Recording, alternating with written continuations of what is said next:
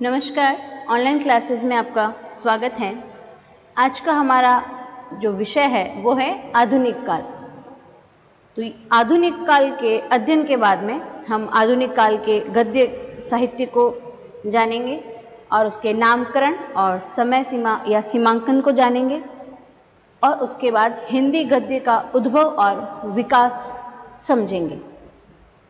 तो सबसे पहले जो गद्य है उसकी अनेक विधाओं का विकास आधुनिक काल में हुआ। आधुनिक काल में विकसित जो गद्य विधा है उसमें उपन्यास का महत्वपूर्ण स्थान है। तो हिंदी उपन्यास के विकास का श्रेय अंग्रेजी और जो बांग्ला उपन्यास है उनको दिया जा सकता है। तो आचार्य रामचंद्र शुक्ल ने आधुनिक काल का नाम गद्य काल इसीलिए रखा क्योंकि इस काल में गद्य की प्रधानता दिखाई दे रही थी। लेकिन गद्य काल कहने से इस काल का जो प्रचुर परिमाण है उसमें लिखा गया था। पद्य साहित्य भी लिखा गया लेकिन वो गद्य की तुलना में कम मात्रा में लिखा गया था। तो इस काल को आधुनिक काल कहना अधिक उपयुक्त रहा। तो इस नामकरण में गद्य और पद्य की जो दोनों प्रवृत्तियां हैं उन दोनों का ही समावेश हो जाता है और ये नाम जो इस काल की जो पुरानी प्रवृत्तियां हैं या पुरानी जो परंपरा है उनसे हट करके एक नवीन और एक आधुनिक हो गई थी। तो आधुनिक युगबोध ने साहित्य को जो दरबारी परिवेश था उससे बाहर निकाल करके सामान्य जनता के समीप ला दिया था और गद्य की अनेक विधाओं का विकास जो है आधुनिक काल में ही हुआ था। अब आधुनिक काल की पृष्ठभूमि। तो आधुनिक काल की जो समय सीमा है आचार्य रामचंद्र शुक्ल ने उसको 1900 ईस्वी से अब तक का जो समय है उसको आधुनिक काल के अंतर्गत रखा है और इन्होंने इसे गद्य काल का नाम दिया है। फिर जो मिश्र बंधु है उन्होंने वर्तमान काल नाम दिया और गणपति चंद्रगुप्त और राम कुमार वर्मा ने इसे आधुनिक काल का नाम दिया। तो आचार्य रामचंद्र शुक्ल ने इस काल का नाम गद्य काल इसलिए रखा क्योंकि इस काल में गद्य की जो प्रधानता थी वो दिखाई दे रही थी या परिलक्षित हो रही थी। तो इस नामकरण में गद्य और पद्य दोनों प्रवृत्तियां आ जाती है और ये भी बताया जाता है कि इस काल की जो प्रवृत्तियां हैं वो पुरानी परंपरा से हट करके आधुनिक युगबोध के रूप में सामने आई थी।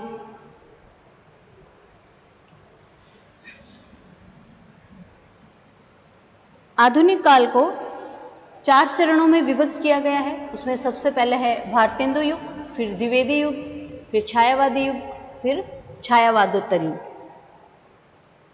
तो जो आधुनिक काल है उसके जो प्रथम चरण है उसको भारतेंदु काल कहना इसलिए उपयुक्त है क्योंकि ये नामकरण भारतेंदु बाबू हरिश्चंद्र के जो व्यक्तित्व है उनको ध्यान में रख करके किया गया है। तो भारतेंदु जी सही अर्थों में हिंदी गद्य के जनक कहे जाते हैं। तो उनकी भाषा में ना तो पंडितापन है और ना ही ब्रज भाषा का भाषापन है और ना ही पूर्वीपन है। तो भारतेंदु जी का जो सबसे बड़ा योगदान है वो यह है कि उन्होंने हिंदी साहित्य को एक नवीन मार्ग दिखलाया। देश के हित में, समाज के हित में जो उनकी भावना थी उनका समावेश सबसे पहले भारतेंदु जी ने अपनी जो साहित्यिक रचनाएं हैं उनमें किया था।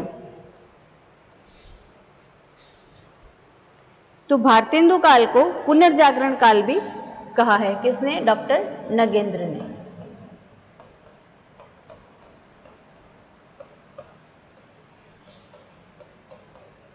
इसका समय 1857 से 1900।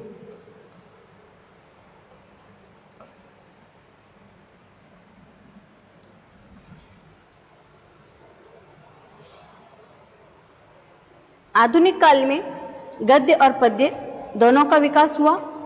तो यह काल पतन, विप्लव, क्रांति, युद्ध, शांति, विनाश, निर्माण इन सब की प्रधानता इस काल में रही थी, जिसके परिणाम स्वरूप आधुनिक काल का साहित्य नव चेतना और नवीन दृष्टिकोण का प्रतिनिधित्व करता है। तो उस समय जो राजनीतिक परिवेश था, इन परिस्थितियों की जनक कौन कही जा सकती है? अंग्रेजी शासन या ब्रिटिश सत्ता, जिसने स्वाभाविक रूप से भारतीयों में प्रत्यक्ष और अप्रत्यक्ष रूप से क्रांति की भावना और विद्रोह की भावना जागृत किया और पुनर्जागरण की दिशा की ओर अग्रसर किया। तो इसलिए इसको पुनर्जागरण काल कहा जाता है। तो जो साहित्य है वो समाज का दर्पण होता है और समाज का परिवेश निर्माण करने में राजनीति, समाज, अर्थ, संस्कृति और धर्म साहित्य का विशेष रूप से योगदान रहता है। तो जो राजनीतिक परिस्थितियां थी वो कैसी थी उस समय की?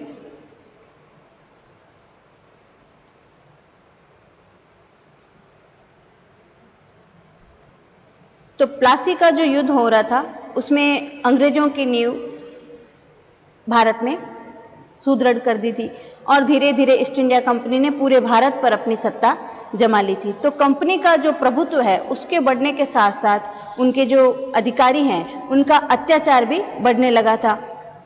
इसके लिए भारतीयों में असंतोष की भावना, क्षोभ की भावना, कुंठा की भावना घर कर गई थी और कंपनी के जो अधिकारी हैं उन्होंने देशी जो राजा हैं उनको अपने राज्य में सम्मिलित करने के लिए एक नीति बनाई थी, कुटिल नीति, जिसे लैप्स नीति कहा जाता है।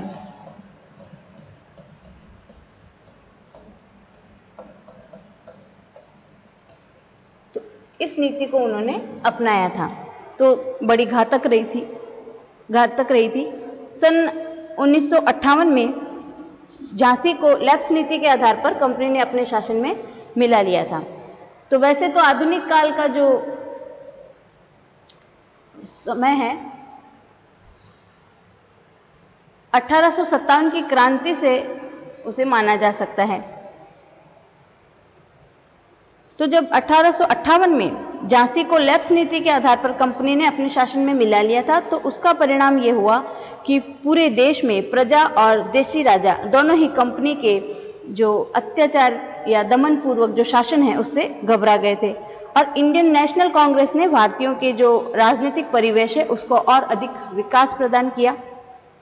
कांग्रेस ने जनता के सामने कुछ निश्चित राजनीतिक सिद्धांत प्रस्तुत किए जिनको प्राप्त करने के लिए भारतीयों में उत्साह की भावना जाग गई और इटली के स्वतंत्रता युद्ध, आयरलैंड के होम रूल आंदोलन और फ्रांस की जो राज्य क्रांति थी उसके इतिहास ने जनता की विरोधी भावना को और अधिक भड़काया और अनेक ऐसे स्वतंत्रता सेनानी थे, उन्होंने हिंसात्मक उपायों से अंग्रेजी राज्य को समाप्त करने की इच्छा व्यक्त की। तो हिंदी साहित्य के आधुनिक काल में नवयुग या पुनर्जागरण काल इस राजनीतिक चेतना का प्रभाव था और ये भारतेंदु युग पर स्पष्ट रूप से दिखाई देता है। दूसरा जो काल था वो था द्विवेदी युग का। तो कांग्रेस ने आवेदन और प्रार्थना की जो नरम नीति है उसका परित्याग कर दिया था और उसने क्या नारा दिया था? स्वराज्य हमारा जन्मसिद्ध अधिकार है। इसकी घोषणा उन्होंने कर दी। फिर इसी समय कांग्रेस में भी नरम दल और गरम दल दो दल हुए और जो लॉर्ड कर्जन है उन्होंने 1905 में जो बंगाल का विभाजन किया और भारत की जो विरोधी नीति थी उससे जो राष्ट्रीय भावनाओं से आहत हुई थी भारतीयों की, उसने भारत की जनता की आंखें खोलने का काम किया और वे अंग्रेजों को संदेह की दृष्टि से देखने लगी। तो इस युग में जो भारतीय राजनीति का आधार था वो क्या कहा गया? मानवतावाद। ठीक है। फिर 1909 में मार्ले मिंटो सुधार कानून पास हुआ। उसने मुसलमानों को अलग प्रतिनिधित्व दिया जिससे हिंदू मुस्लिम एकता को बड़ी ठेस पहुंची। अंग्रेजों की एक ही नीति थी, डिवाइड एंड रूल, फूट डालो और राज करो। तो उसमें उन्होंने सबसे पहले हिंदू मुस्लिम सांप्रदायिकता भड़काने का कार्य किया।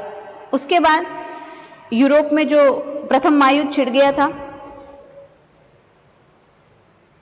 और जो मार्ले मिंटो सुधार हुआ था उसके बाद 1926 में हिंदू मुस्लिम समझौता हो सका और श्रीमती एनी बेसेंट के प्रयासों से कांग्रेस के दोनों दलों में फिर से एकता स्थापित हुई। फिर यूरोप का जो युद्ध हुआ उसमें भारतीयों के तन और मन में अंग्रेजों की सहायता की, लेकिन युद्ध की समाप्ति के बाद अंग्रेज अपने वादे से हट गए थे और उन्हें रॉलेट एक्ट 1919 में पास किया। उसके द्वारा उन्होंने भारतीय जनता से स्वतंत्रता के जो अधिकार थे वो छीन लिए थे।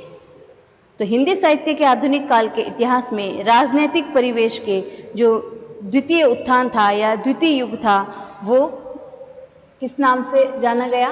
द्विवेदी युग या सुधार काल।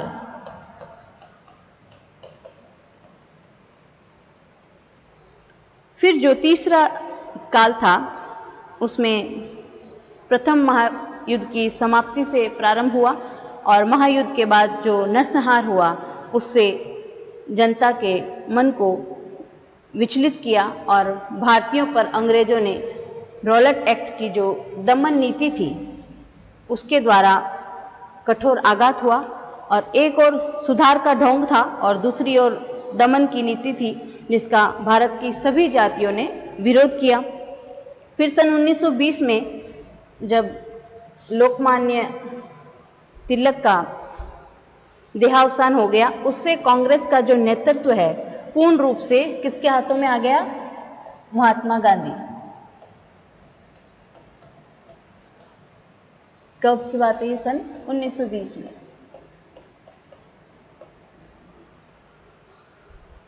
तो राजनीतिक चेतना का तीसरा जो उत्थान था वो किस रूप में आया? ग्राम उद्धार।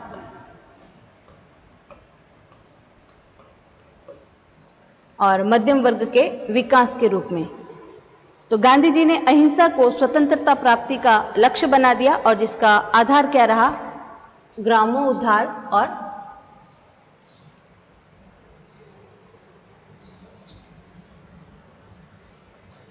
असहयोग।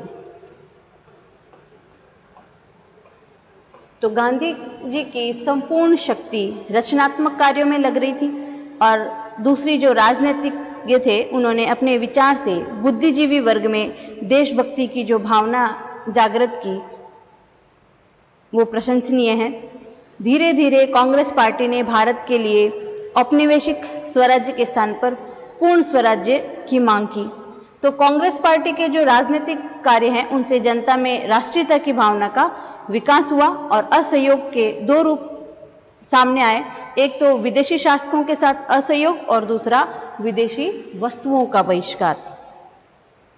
तो मुख्य रूप से विदेशी वस्त्रों का बहिष्कार हुआ और विदेशी वस्त्रों की होली जलाने लगे लोग और खादी राष्ट्रीय भावना का प्रतीक क्या बन गई थी? खादी।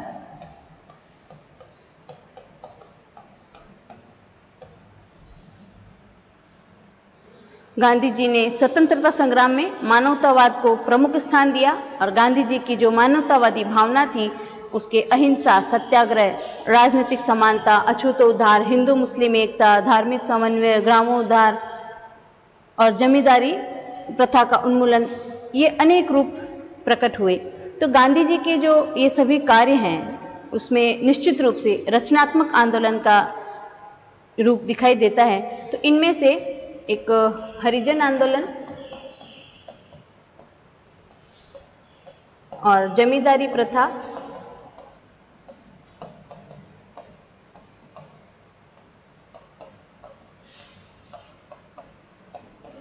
इसका विरोध और अत्याचारों के विरुद्ध सत्याग्रह, ये सब राष्ट्रीय एकता और राजनीतिक चेतना में विशेष सहायक सिद्ध हुए। सत्याग्रह क्या था? सत्य के लिए आग्रह, है ना। तो इसी युग में रविंद्रनाथ टैगोर ने मानवतावाद का प्रचार अपने साहित्य के द्वारा किया और उन्होंने अंतर्राष्ट्रीयता, विश्व संस्कृति, आध्यात्मिकता, इन सब का प्रचार प्रसार किया। तो इस काल में महात्मा गांधी और रविंद्रनाथ टैगोर का विशेष योगदान रहा, जिन्होंने युगीन विचारधारा को व्यापक रूप से प्रभावित किया। इस युग की जो विचारधारा थी उसका प्रचार प्रसार दो व्यक्तित्व ने किया। किसने? एक गांधी जी और रविंद्रनाथ टैगोर। उसके बाद एक चौथा काल था, तो जो छायावादी युग था, उसके बाद छायावादोत्तर युग, तो जो चतुर्थ काल के रूप में था, उसका आरंभ द्वितीय महायुद्ध से होता है। तो स्वतंत्रता संग्राम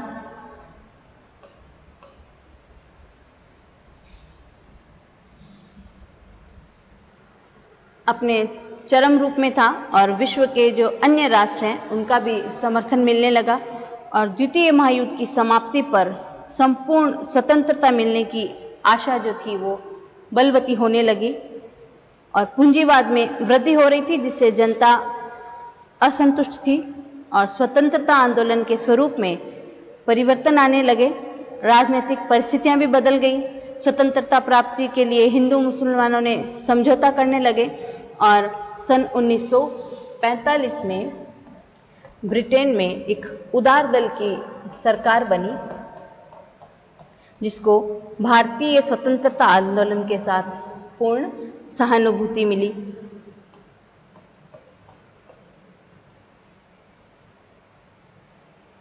तो धीरे धीरे भौतिकता के विकास के साथ ही देश के जीवन में अति शुष्कता आ गई थी और नीरस जीवन बन गया था।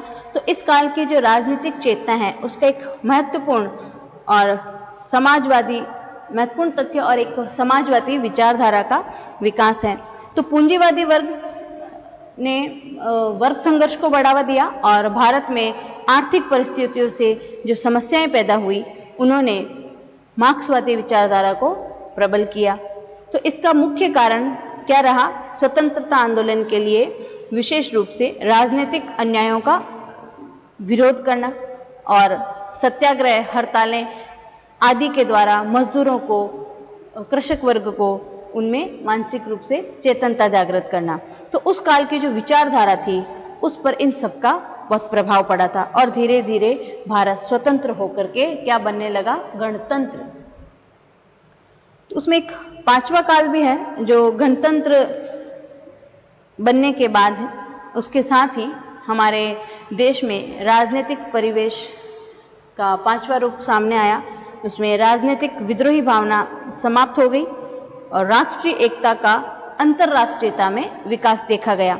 तो स्वतंत्रता प्राप्ति ने भारतीयों के दृष्टिकोण को व्यापकता प्रदान की और उन्होंने विश्व के अन्य दासता के जकड़े हुए लोगों के प्रति सहानुभूतिपूर्वक दृष्टिकोण अपनाया और आंतरिक जो संघर्ष हो रहे थे उसको कुछ दिनों के लिए समाप्ति उसकी देखी गई और भारत की जो राजनीतिज्ञ थे भारत के, उन्होंने विश्व के जो अन्य राष्ट्र है उनके साथ मेल जोल या संपर्क बढ़ाया और सहअस्तित्व के जो सिद्धांत है उसको विश्व के सामने प्रस्तुत किया। तो इसलिए भारत का स्थान विश्व के अन्य राष्ट्रों में विशिष्टता में आ गया था और विश्व शांति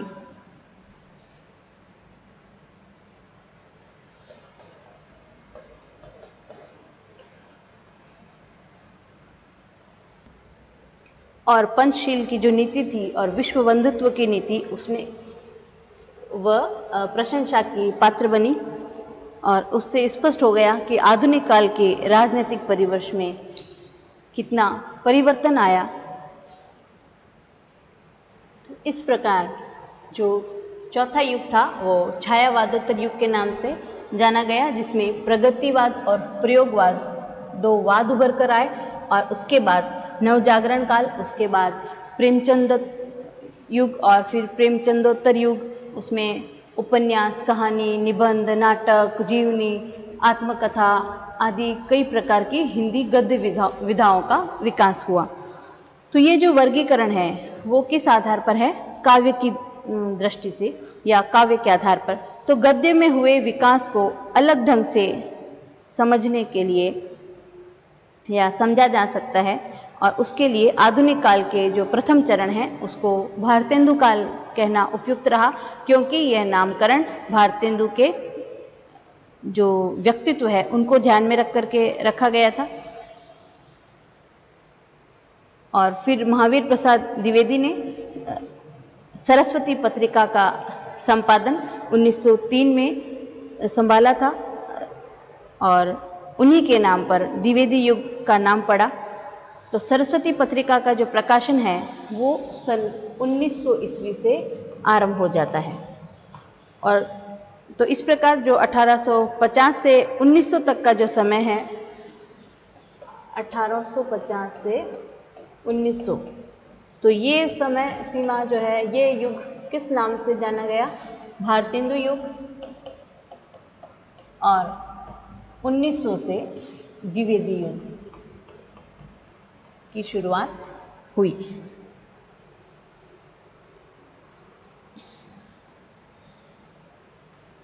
इस प्रकार आज की क्लास में हमने क्या चर्चा की? आधुनिक काल की, जिसमें आधुनिक साहित्य की जो पृष्ठभूमि है और आधुनिक काल का नामकरण और उसका सीमांकन और उसके कितने युग थे उनके बारे में पढ़ा।